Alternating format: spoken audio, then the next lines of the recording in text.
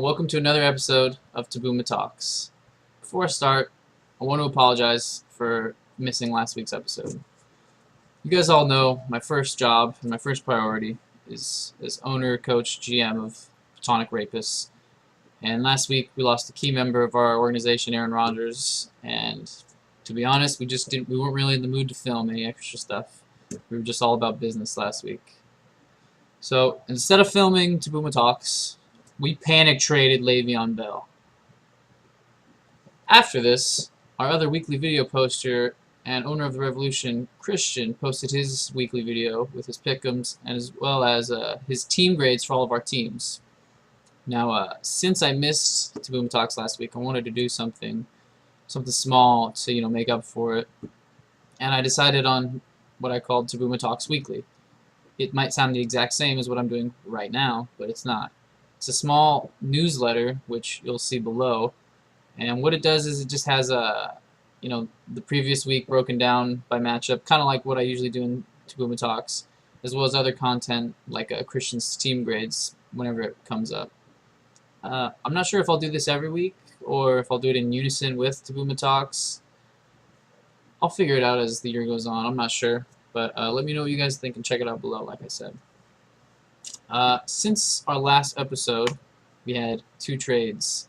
The one we touched on briefly before, I traded Le'Veon Bell and Devontae Adams to Kyle for Chris Thompson, Dak Prescott, and Mike Evans. Now, I think no question I gave away the best player in the deal in Le'Veon Bell and the best running back fantasy going forward, but getting a top 10 wide receiver, a top 5 quarterback, and a top 20 running back, I think that's a pretty good deal for Le'Veon. And we know Devontae Adams is kind of useless going forward without Aaron Rodgers. I think Kyle didn't get shafted necessarily in this trade. I think he's fine going forward. He has Le'Veon as well as other pieces around him like Cam to keep winning. So I think he'll be okay. And speaking of Green Bay receivers who are useless going forward, Jordy Nelson. Marcus sold extremely high on Jordy Nelson, and I don't think this trade is nearly as even in mine and Kyle's. So he traded away Jordy and Jerick McKinnon for Duke Johnson, Alex Smith, and Julio Jones to Michael. I don't know, man. I think Michael got raped on this one. Marcus sold so high on Jordy Nelson without Aaron Rodgers, and unless he plays like he does with Aaron Rodgers with Brent Hundley, I think Michael got completely shafted on this one. That's really all we had in terms of transactions in the past couple weeks, so we can get right down to the pick'ems for this week. Our first matchup, we have Nameless versus Justin, and I don't know. I really think this is kind of cut and dry on this one. Casey has far superior matchups this week, in my opinion, and I think not starting Deshaun Watson is a little bit of the fire. Justin's playing with the same fire that Christian did last week, and play with the fire, you get burned. I also think he's going to miss Leonard Fournette, who's on his bye week right now. That's just tough not having him, but you gotta push through. Either way, though, I think Casey wins. On to our next matchup.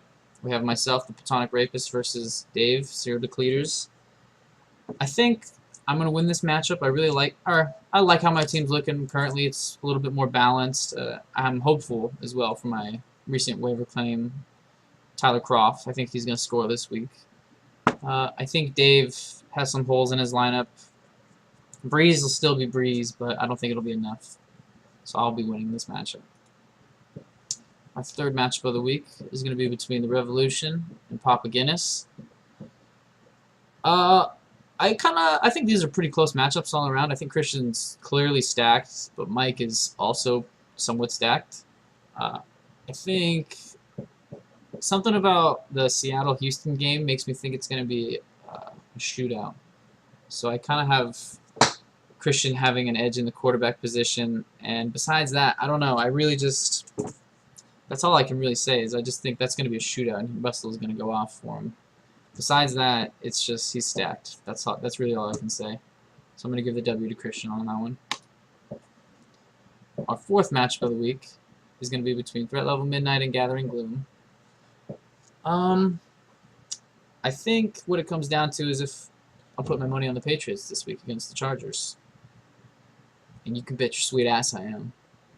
I think Michael has a pretty solid looking team outside of getting Jordy Nelson for whatever reason.